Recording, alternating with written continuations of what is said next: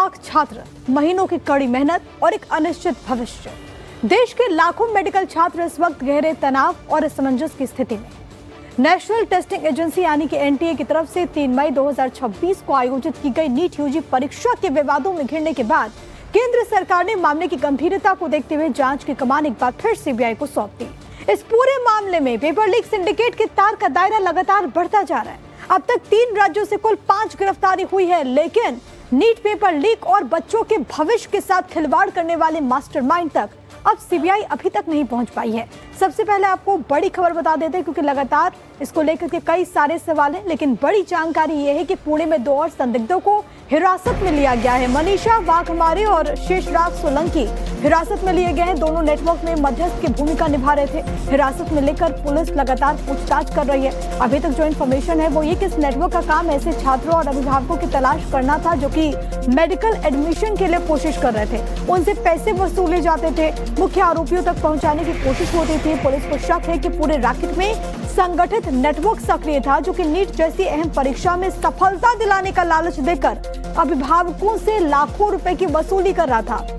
ये दायरा लगातार बढ़ता हुआ सामने आ रहा है। कई गिरफ्तारियां हो चुकी हैं। पुणे में 2 और संदिग्धों को हिरासत में लिया गया। इससे पहले पुणे, नासिक से तार जुड़ता हुआ नजर आया। हरियाणा के बाद सामने आई राजस्थान, केरल, इन तमाम राज्यों में भी लगातार इन्वेस्टिगेशन चल रही है। इधर पेपर लीक मामले में एक और बड़ी खबर है, वो भी आप जान लीजिए कि जांच बेहद तेज है। यूजी नीट का प्रश्न पत्र राजस्थान तक पहुंचा था।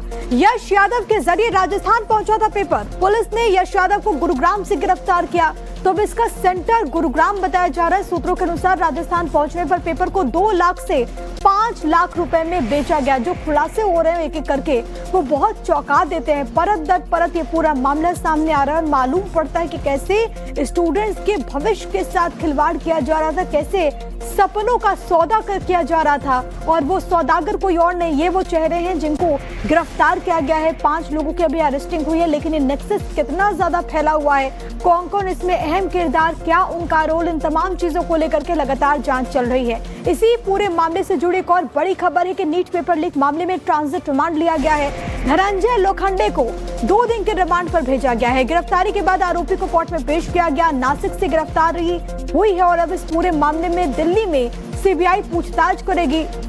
जो बाकी आरोपी है, संभव है कि आमने सामने बिठा करके भी पूछताछ हो। कितना गहरा ये पूरा नेक्सस है, इसकी पड़ताल लगातार ये तमाम जो टीमें हैं जो इन्वेस्टिगेट कर रही है वो कर रही है। क्योंकि अभी तक कहा जा रहा था कि महाराष्ट्र के नासिक में इस पेपर को बनाया गया, लेकिन उसके बाद खबर ये सामने आई कि दरअसल जो यश है जिसकी गिरफ्तारी हरियाणा के गुरुग्राम में हुई, उसने इस पेपर को दिया था। उसके बाद फिर वहां से वो सर्कुलेट होता है। 2 कॉपीज बनाई गई थी, एक पीडीएफ बनाई गई थी और उसके बाद उसको स्कैन किया गया।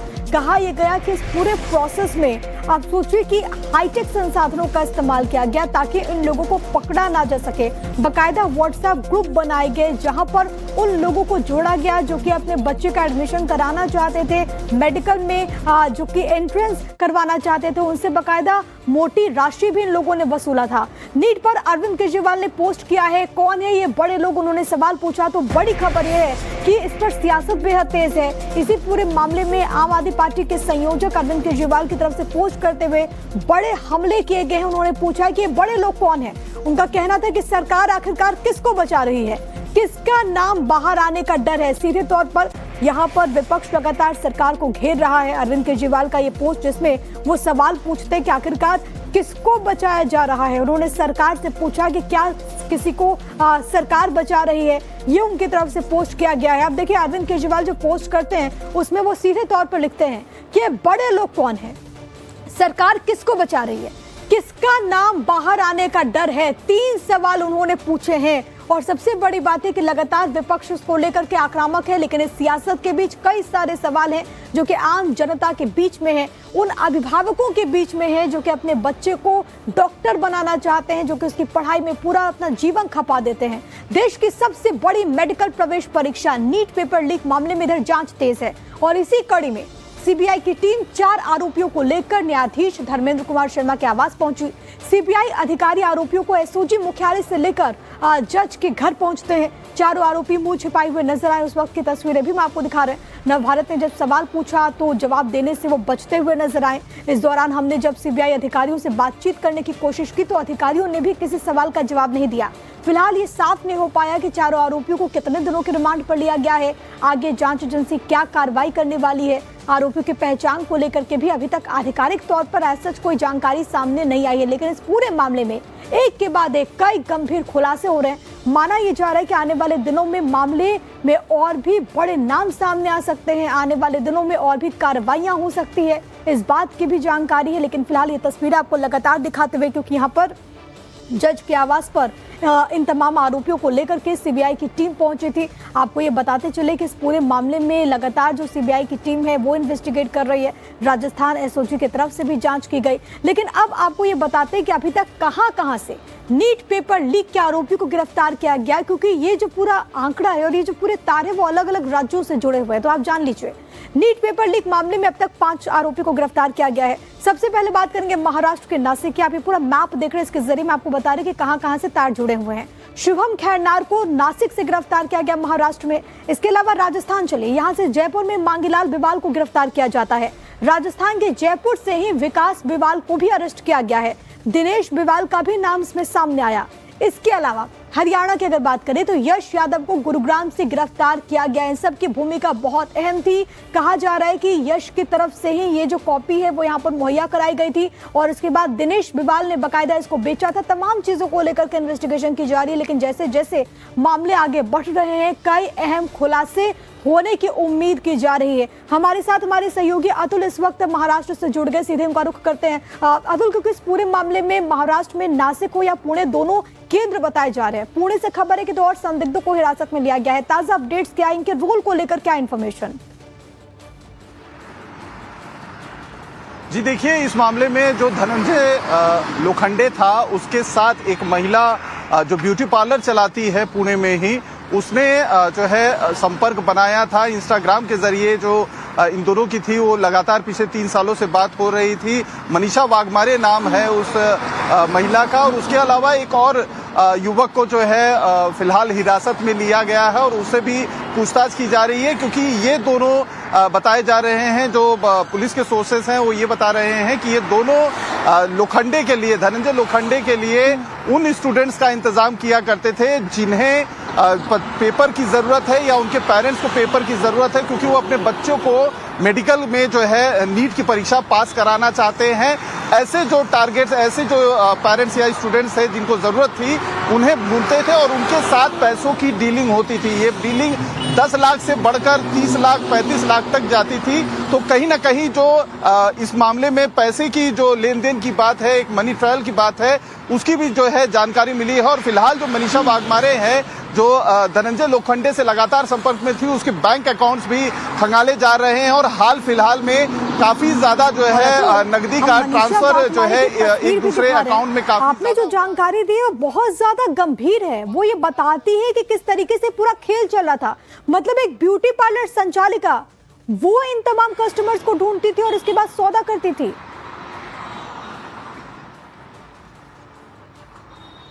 जी देखिए, इसमें इसके एंगल से भी ध्यान देने की जरूरत है कि वो जो मनीषा वाघमारे ब्यूटी पार्लर चलाती है, उसकी बेटी खुद भी मेडिकल करना चाह रही थी। वो बहुत दिनों से कोशिश कर रही थी कि कुछ ऐसा रास्ता निकले जहां पर वो अपनी बेटी को मेडिकल में क्वालिफाई करा सके और नीट उसका सबसे आसान तरीका था और उसमें क्वालिफिकेशन के लिए उसे पेपर की जरूरत थी। और कहीं ना कहीं धनंजय लोखंडे उसके लिए वो एक साधन बना, जो लगातार शुभम खैरनार के साथ संपर्क में था। तो ये पूरा का पूरा जो एक नेक्सस बना है पेपर लीक का, जो नीट पेपर के लीक का मामला है, वो महाराष्ट्र के अहिल्या नगर, पुणे और जो नासिक का इलाका है, वहां पर ये पूरी की पूरी कहानी रची गई और जमकर जो है पैसों की लेन देन हुई है एक दूसरे के साथ।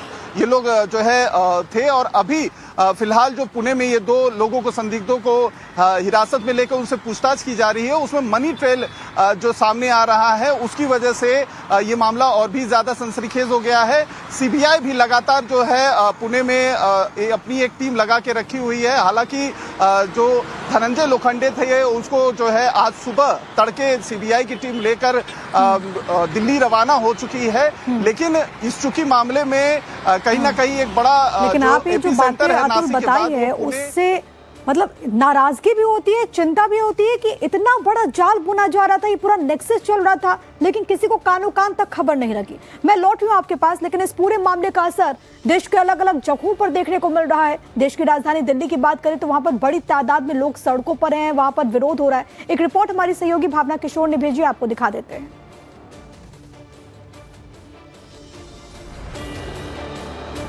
दिखाइएगा, ठीक है? हाँ। नीट एग्जाम 2026 रद्द होने के बाद लगातार एनएसयूआई हो या एबीवीपी हो प्रदर्शन करते हुए नजर आ रहे हैं। एनटीए ऑफिस भी पहुंचा था एनएसयू, और आज जो है वो शास्त्री भवन के बाहर आप देख सकते हैं कि हाथों में झालमुरी लेकर धर्मेंद्र प्रधान जो कि एजुकेशन मिनिस्टर है, देखिए आप आंखों पे किस तरह से, मुंह पे जो बंधा हुआ मुखौटा आप देख रहे होंगे। इसके साथ ही आप देखिए कि हाथों में किस तरह से पोस्टर्स लिए हुए, डिग्री तो है हमारी है पर भ्रष्टाचार तुम्हारा है। तो एनएसयूआई की तरफ से आज प्रदर्शन किया जा रहा है। आप लोग झालमुरी लेके पहुंचे हैं, क्या कहना चाहते हैं? हम लोग यही कहना चाहते हैं कि ये जिस तरीके से मोदी जी हमेशा जुमलाबाजी की जो बात करते हैं, ये सारी चीज़ों को बंद करना चाहिए। और 7 सालों में 70 बार जो पेपर लीक हुए हैं उन सबका एक तरीके से जवाब देना चाहिए और एनटीए को बैन करना चाहिए। ये एक तरीके से एनटीए बार बार हम लोगों को एक झालमुड़ी जैसी चीज़ों को पकड़ाकर बच्चों के भविष्य को ख़राब करना चाह रहे हैं। वो सिर्फ डिग्री के नाम पे हमें झालमुड़ी पकड़ा रहे हैं, ना कि डॉक्टर की जो डिग्री है हम लोगों को किसी काम की नहीं रह रही है इस बेसिस पे। यही मैं कहना चाह रहा हूँ। आप क्या कहना चाहेंगे कि नीट का एग्जाम कैंसिल हुआ है, दोबारा किया जाएगा? मैम, पिछले 11 साल में 89 exams have been leaked. 23 lakh बच्चों का जो सपना होता है नीट क्लियर करने का, वो 2 साल से 3 साल से तैयारी कर रहे हैं। उनके ऊपर सरकार ने तलवार लटका दी है। हर बार पेपर लीक होता है, हर बार गवर्नमेंट उसको कैंसिल कर देती है। हम देख रहे हैं कि आप किस तरह से डॉक्टर्स के यूनिफॉर्म में आए हुए हैं, और क्या आप मेडिकल की प्रिपरेशन कर रहे हैं? मेरे छोटे भाई बहन कर रहे हैं और मध्य प्रदेश में बहुत दूर हैं, उनके बिहाफ पे मैं आया हूँ। और ये पहली बार तो होने कई बार हो चुका है। प्रॉपर शिक्षा मंत्री का प्रॉपर फेलियर, एनटीए का प्रॉपर फेलियर 2024 में हुआ, 26 में हुआ। अगर निरंतर हो रहा है, बार बार एनटीए को दे रहे हैं, मतलब प्रॉपर सरकार की इसमें मिली भगत है।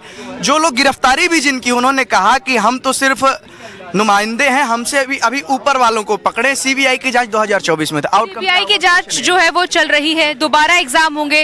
अब वो कब होंगे, इसकी तारीखों के ऐलान किए जाएंगे। आपको क्या लगता है कि बच्चों के भविष्य के साथ कितना खिलवाड़ हो रहा है? बिल्कुल, लगातार 2024 में भी ये मामला सामने आया था पेपर लीक का, 2026 में भी ये मामला सामने आया है, और 2024 में भी धर्मेंद्र प्रधान जी का ये गैर जिम्मेदाराना व्यवहार सामने आ रहा था, और अब भी आ रहा है। आप देख रहे हैं वो किस तरह से मीडिया के सामने हंस के चले जा रहे हैं, और ये 22 लाख छात्रों के भविष्य के साथ खिलवाड़ हो रहा है, उस पर जवाब नहीं दे रहे हैं। तो इन सभी चीजों को लेकर जिस तरह से देश में व्यवस्थित रूप से एक शिक्षा में गिरावट आई है मोदी सरकार के अंदर 2014 के बाद, इसके खिलाफ हम प्रदर्शन कर रहे हैं। और वो 22 लाख छात्रों के भविष्य के लिए, उनके लिए हम न्याय की मांग कर रहे हैं। और हम धर्मेंद्र प्रधान जी को ये जगाने आए हैं कि धर्मेंद्र प्रधान जी, आपको हमारी बातों को सुनना होगा।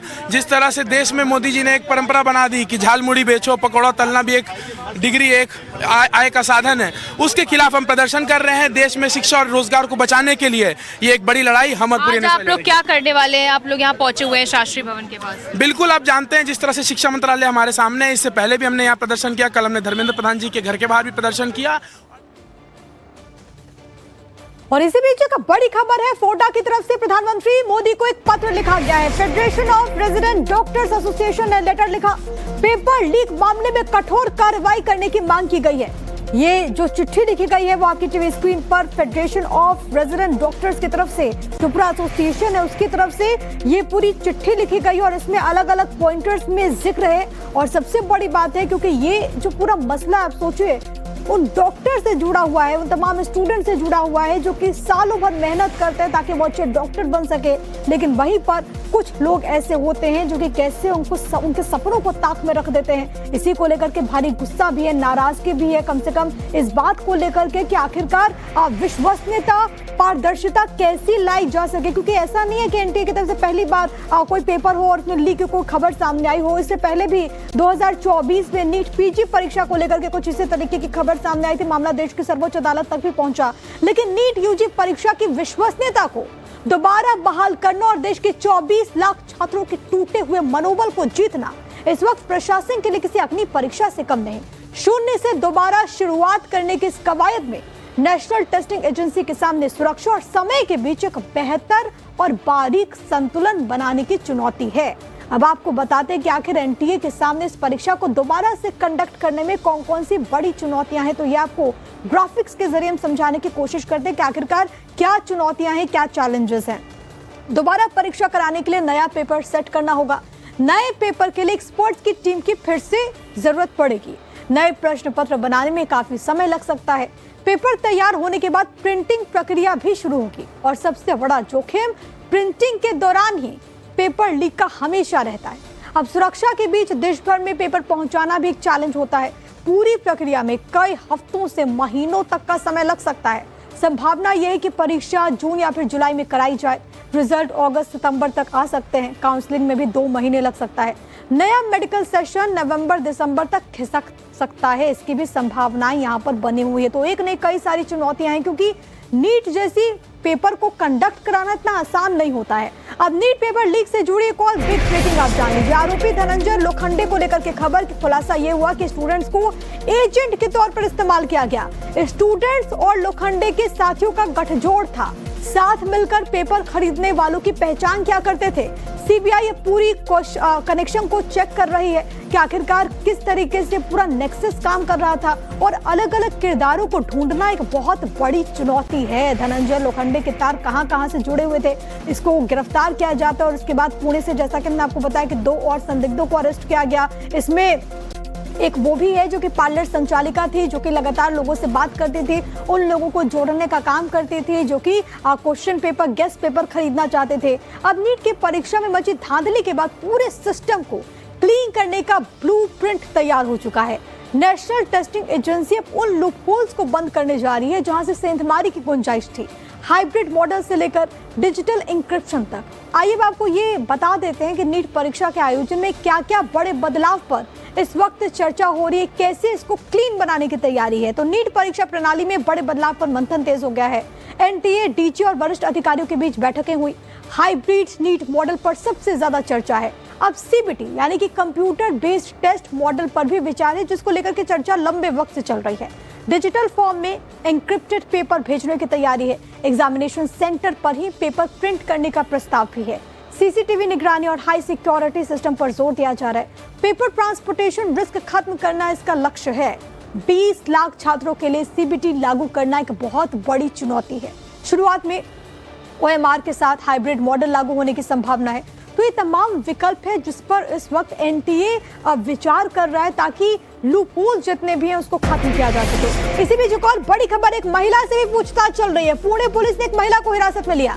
आरोपी महिला धनंजय लोखंडे के संपर्क में थी। इस महिला का नाम मनीषा वाघमारे है, जिसका जिक्र हम लगातार कर रहे थे। ये ब्यूटी पार्लर संचालिका है, उसको यहाँ पर हिरासत में लिया गया है। खबर ये सामने आई कि बाकायदा धनंजय लोखंडे के साथ वो लगातार कांटेक्ट में थी। अतुल हमारे साथ, हमारे सहयोगी लगातार बने। और अतुल, इससे पहले भी हम जिक्र कर रहे थे कि महिला का रोल, इसके रोल को लेकर के और क्या इंफॉर्मेशन है, ये धनंजय लोखंडे के संपर्क में कैसे आई, क्या और जानकारी हमारे पास?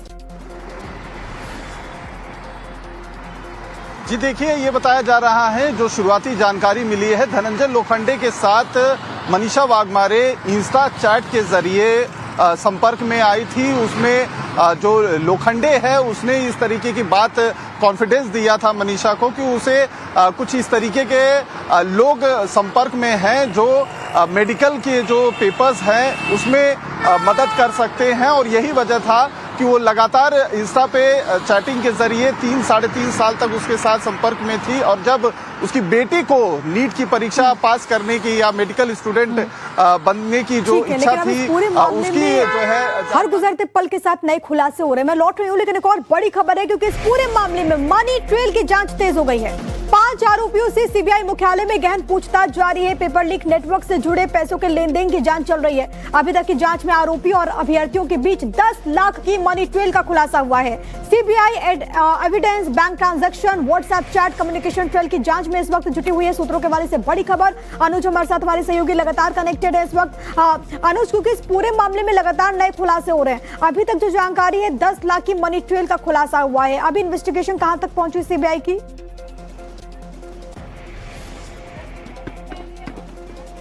जी बिल्कुल, लगातार अब सीबीआई इस पूरे मामले में मनी ट्रेल को लेकर जांच कर रही है। जो 5 आरोपी सीबीआई की कस्टडी में, उनसे लगातार पूछताछ की जा रही है और जांच के दौरान ये पता चला है कि किस तरीके से अभी तक की जांच में 10 लाख के ट्रांसफर के सबूत जो हैं वो सीबीआई के हाथ लगे हैं। साथ ही साथ जांच के दौरान ये भी पता चला है कि कैसे कुछ पैसे जो हैं वो एडवांस के तौर पर लिए गए थे। जाहिर तौर पर जो कड़ियां जुड़ रही हैं उसमें यश जो कि गुरुग्राम से जिसको गिरफ्तार किया गया था, जांच के दौरान ये पता चला है कि किस तरीके से यश के जरिए जो है ये पेपर दिनेश के पास पहुंचा और दिनेश का बेटा जो है वो विकास उसके जरिए बाकी लोगों के जोड़े होने की संभावनाएं जो हैं वो सामने आ रही है। साथ ही साथ जो व्हाट्सएप ग्रुप बनाए गए थे उसको लेकर भी कहीं ना कहीं ये बात सामने आ रही है कि हो सकता है इस ग्रुप को दिनेश का जो बेटा है उसी ने बनाया और उसके बाद जो पेपर है वो सर्कुलेट किए गए।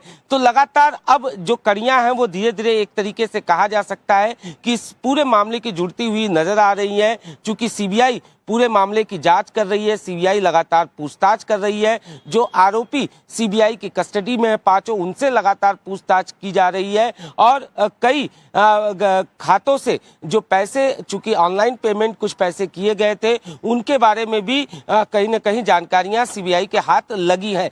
तो फिलहाल सीबीआई पूरे मामले की कड़ियां जोड़ने की कवायद कर रही है और ये भी पता लगाने की कोशिश कर रही है कि आखिरकार इस पूरे मामले का मुख्य साजिशकर्ता, मुख्य आरोपी कौन था। क्योंकि जब शुभम से इस बाबत पूछताछ की गई तो उसने ये इस बात से मना किया कि वो मुख्य साजिशकर्ता नहीं है, उसने पेपर को नहीं निकाला था। हालांकि शुरू में ये बात सामने आई थी कि कैसे नासिक से इस पेपर के लीक होने की बात जो है वो सामने आई थी। फिलहाल अब जो 5 पूरी चेन थी जिसमें चाहे हम बात करें हरियाणा की जहां से गिरफ्तारी हुई है यश की, चाहे हम बात करें राजस्थान या फिर महाराष्ट्र, पूरा कनेक्शन है।